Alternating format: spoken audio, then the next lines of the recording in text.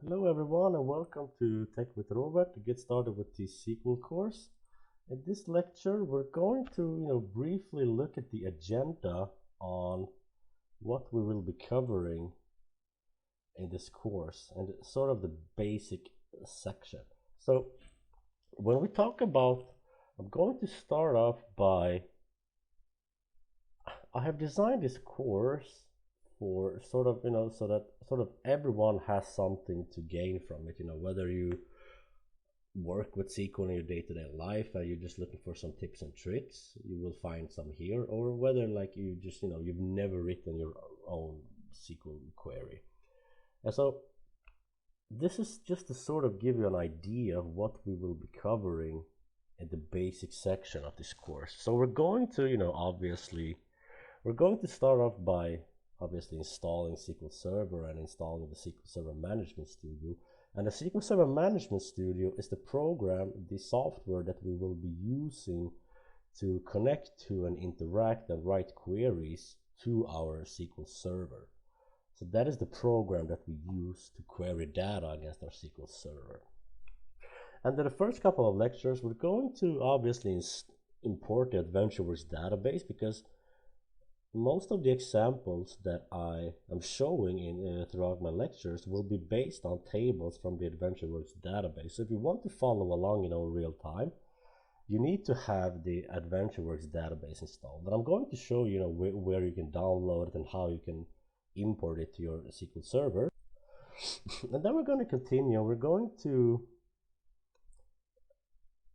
we're going to enable IntelliSense and line numbers just to make it easier for us to work with SQL queries in our environment.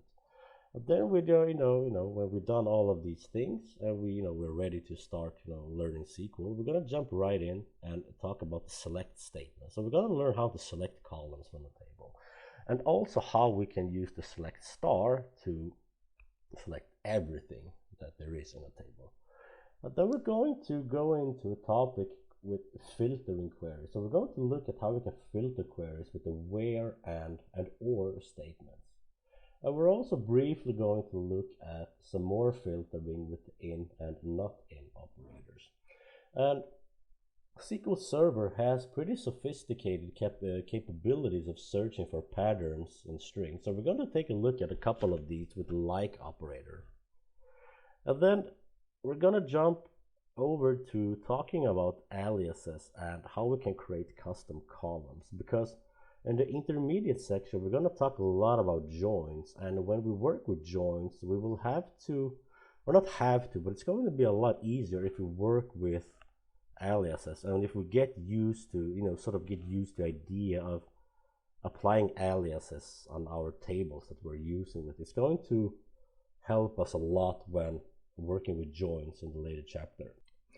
And then we're going to briefly just go over the data types. We're going to see how we can manipulate and work with strings. So see the most commonly used string functions, how we can manipulate strings with how we can extract like the 3 first characters with the left and then the 3 last characters with right, the substring and the char index, how we can search for different values in a string and so on. And so I'm going to briefly go over also how we can nest these functions, because a lot of times when you're working with a string and you need to extract a particular value, like you need to combine and use like 4 or 5, sometimes even more of these string functions. So it's very good to understand that you can nest these together, and I'm going to show you how you can do that. And then we're just briefly going to talk about the different numeric data types, that there are exact numbers and then approximate numbers. And we're just briefly going to talk about the differences between those two. And then we're going to go on and we're going to continue and working with dates. And that is also very important, because in T-SQL we almost always work with dates. I'm going to show the most commonly used ones, how we can extract different parts of a date, like the year, the quarter, the month, and the day, and the week. Also how we can perform some calculations, like calculating the difference, the date difference between 2 dates, how we can add like a year or a month or a day to a particular date, stuff like that, and how we can calculate the get date, like the current date that we have right now when we're working with SQL.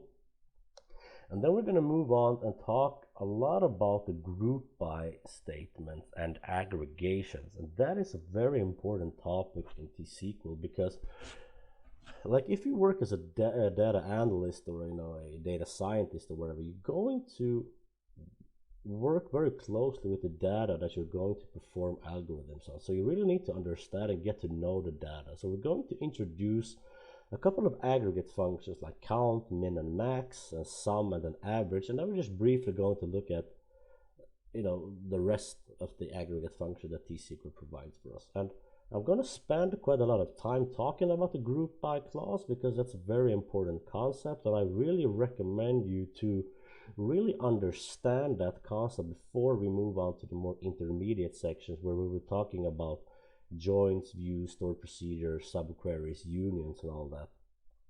And then lastly, we're going to look at how we can sort our query results with the order by clause.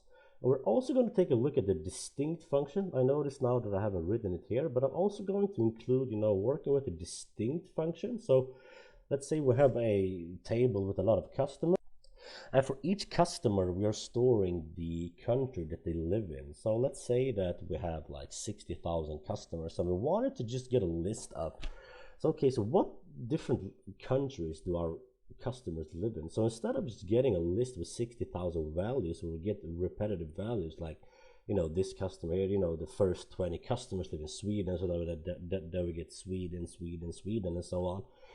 We want to get the distinct values. So we want to get each value only once, to sort of just see a list that, okay, we have customers who live in Sweden, Denmark, Norway, Finland, and Iceland, for example. So we only get all of these values that are repetitive across 60,000 rows. We only see them displayed once.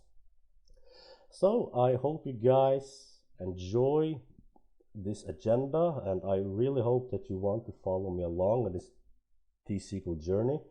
So in the next lecture, we're going to continue to do some more hands-on queries. So I will see you guys in the next lecture.